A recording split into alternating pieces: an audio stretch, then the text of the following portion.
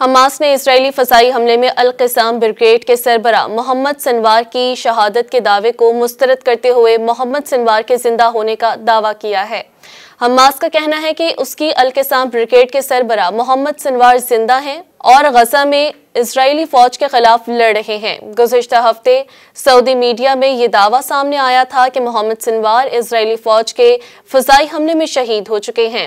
ایران سے شائع ہونے والے روزنامہ تہران ٹائمز کی رپورٹ کے مطابق حماس کے سینئر رکن نے بتایا کہ محمد سنوار حیات ہیں اور غزہ کے محصور علاقے میں اسرائیلی فوج سے برسر پیکار ہیں۔ گزشتہ منگل کو اسرائیلی فوج نے ایک اسپتال پر بمباری کی تھی اور دعویٰ کیا تھا کہ اس حملے کے دوران حماس کے محروم رہنما یحییٰ سنوار کے بھائی اور القسام بریگیڈ کے سربراہ محمد سنوار کو شہید کر دیا گیا ہے۔ حماس کے پولیٹیکل بیورو کے رکن اسامہ حمدان نے تہران ٹائمز کو بتایا کہ یہ اسرائیل کا اسپتال پر بمباری کو جواز فراہم کرنے کے لیے ایک جھوٹا دعویٰ تھا۔ غزہ میں ان کے ساتھیوں نے انہیں یقین دلایا ہے کہ محمد سنوار زندہ ہیں اور دشمن سے مضبوطی سے لڑ رہے ہیں۔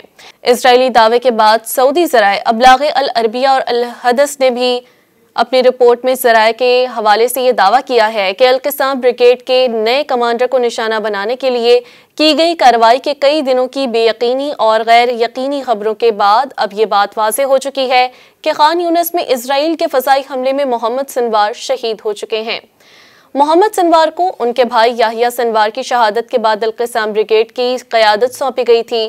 گزشتہ سال 16 اکتوبر کو اسرائیل فوج نے غزہ میں ایک جھڑپ کے دوران حماس کے سربراہ یحییٰ سنوار کو شہید کیا تھا، جس کے بعد 18 اکتوبر کو حماس نے یحییٰ سنوار کی شہادت کی تصدیق کر دی تھی۔ مزید نیوز اپ ڈیٹس اور ڈیجیٹل سٹوریز کے لیے سبسکرائب کریں ڈان نیوز پاکستان۔